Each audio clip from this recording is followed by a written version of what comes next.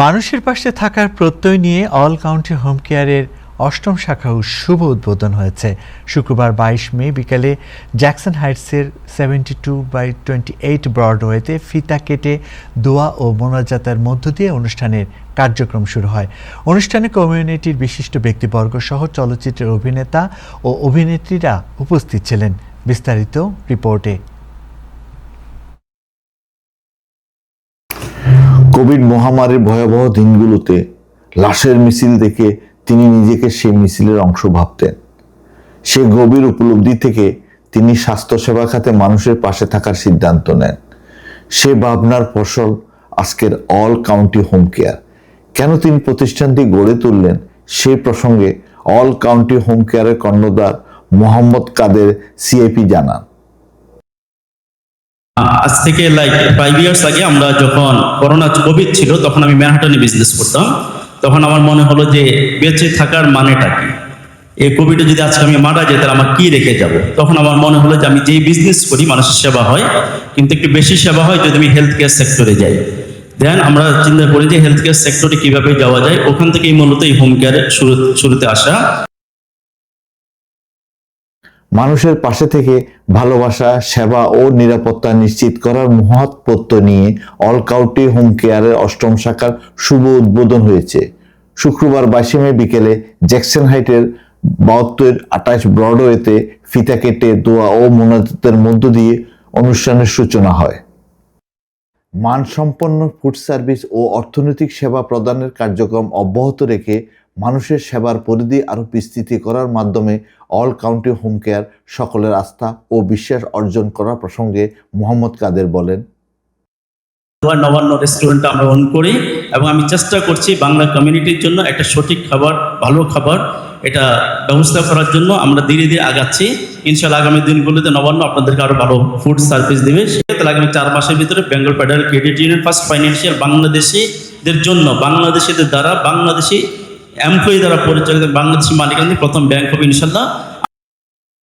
উদ্বোধনী অনুষ্ঠানে উপস্থিত ছিলেন মোহাম্মদ কাদেরের সহধর্মিণী সিফা আমিন, তারেক হাসান খান, ফাহাদ সুলেমান, অভিনেত্রী মৌসুমী, অভিনেতা চঞ্চল চৌধুরী, সজল সহ অল কাউন্টি পরিবারের সদস্যরা।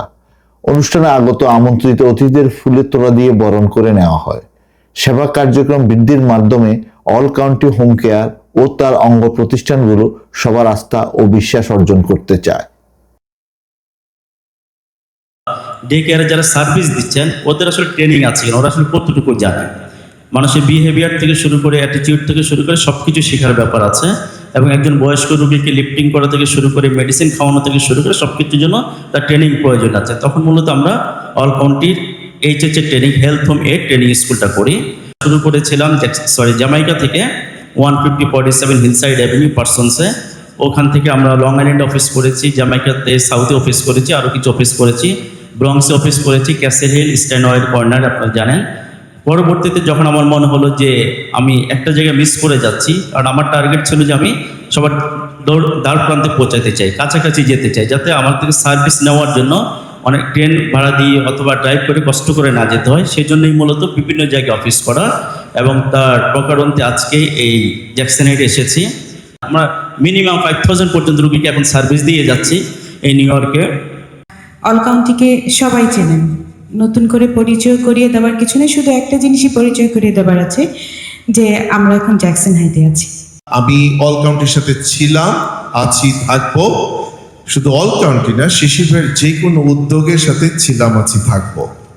I made this commitment to myself.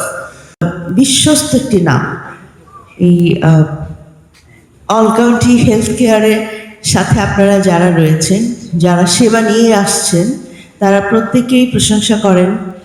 এটা খুব মহৎ একটা উদ্যোগ এবং অল কাউন্টি যে হোম কেয়ার তাদের যিনি প্রতিষ্ঠাতা, আমি তাদের প্রতি কৃতজ্ঞতা জানাই।